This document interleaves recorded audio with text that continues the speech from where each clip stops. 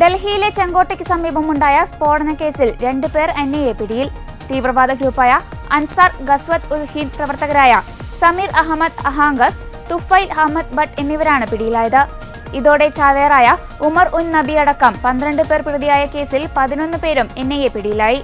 ഇരുവരും ചേർന്നാണ് മുഖ്യപ്രതിക്ക് ആയുധം എത്തിച്ചു നൽകിയതെന്നും സ്ഫോടന കേസിൽ നിർണായക പങ്കുണ്ടെന്നും അന്വേഷണ ഏജൻസി ഉദ്യോഗസ്ഥർ പറയുന്നു.